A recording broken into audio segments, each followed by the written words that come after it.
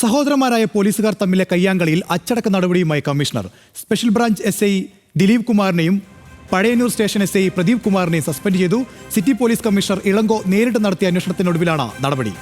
വാർത്തയുടെ വിവരങ്ങളുമായി തൃശ്ശൂരിൽ നിന്ന് ലെവിൻ കെ വിജയൻ ചേരുന്നുണ്ട്.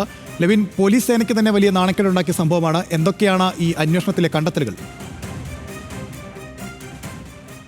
മനീഷ്, പോലീസ് സേനയ്ക്കുള്ളിൽ സ്പെഷ്യൽ ബ്രാഞ്ചും കമ്മീഷണർ സ്ക്വാഡും നടത്തിയ പ്രത്യേക അന്വേഷണത്തിലാണ് ഇരുവർക്കുമെതിരെ നടപടി സ്വീകരിക്കാൻ അന്വേഷണ വിധേയമായി നടപടി സ്വീകരിക്കാൻ കമ്മീഷണർ തീരുമാനിച്ചിട്ടുള്ളത്. സഹോദരന്മാരും എസ് ഐമാരുമായിട്ടുള്ള രണ്ടുപേരും കുടുംബ പ്രശ്നത്തെ തുടർന്ന് തെരുവിൽ ഏറ്റുമുട്ടിയത് സേനയ്ക്ക് തന്നെ നാണക്കേടുണ്ടാക്കിയ പശ്ചാത്തലത്തിലാണ് ഇരുവർക്കുമെതിരെ നടപടി എടുത്തിരിക്കുന്നത്. പ്രാഥമികമായി അന്വേഷണ വിധേയമായാണ് രണ്ടുപേരെയും സസ്പെൻഡ് ചെയ്തിരിക്കുന്നത്. Special branch S I Dileep കുമാറും പഴയന്നൂർ സ്റ്റേഷനിലെ ഗ്രേഡ് എസ് ഐ പ്രദീപ് കുമാറിനുമാണ് ഇത് പ്രകാരം ഇന്ന് വൈകിട്ട് തന്നെ സസ്പെൻഷൻ ഓർഡർ ലഭിച്ചിരിക്കുന്നത്. സിറ്റി പോലീസ് കമ്മീഷണർ നേരിട്ടാണ് ഇതുമായി ബന്ധപ്പെട്ടുകൊണ്ടുള്ള ഓർഡർ പുറത്തിറക്കിയത്. കുടുംബ പ്രശ്നങ്ങളെ തുടർന്ന് സഹോദരന്മാരും ഇരട്ട സഹോദരന്മാർ കൂടിയാണ് രണ്ടുപേരും. ഇവർ തമ്മിൽ തെരുവിൽ ഏറ്റുമുട്ടുകയായിരുന്നു. പ്രദീപ് കുമാറിനെ ദിലീപ് കുമാറും ഭാര്യയും ചേർന്ന് മർദ്ദിക്കുകയും ഇയാൾ ബാലൻസ് തെറ്റി നിലത്ത് വീണ് കൈയൊടിയുകയുമായിരുന്നു. സംഭവത്തിന് പിന്നാലെ ചേലക്കര താലൂക്ക് ആശുപത്രിയിൽ പ്രദീപ് കുമാർ അഡ്മിറ്റ് ആവുകയും ശേഷം ദിലീപിനെതിരെ പരാതി നൽകുകയുമായിരുന്നു. ഈ പരാതിയിൽ ചേലക്കര പോലീസ് കേസെടുത്ത്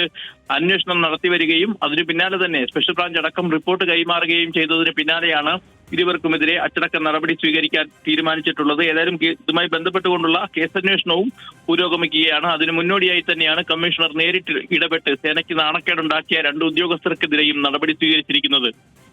മനീഷ്, ശരി, പോലീസ് സേനയ്ക്ക് തന്നെ വലിയ നാണക്കേടുണ്ടാക്കിയ സംഭവത്തിലാണ് ഇപ്പോൾ നടപടി ഉണ്ടായിരിക്കുന്നത്. വാർത്തയുടെ വിവരങ്ങൾ നൽകിയത് തൃശ്ശൂരിൽ നിന്ന് ലെവിൻ കെ വിജയൻ.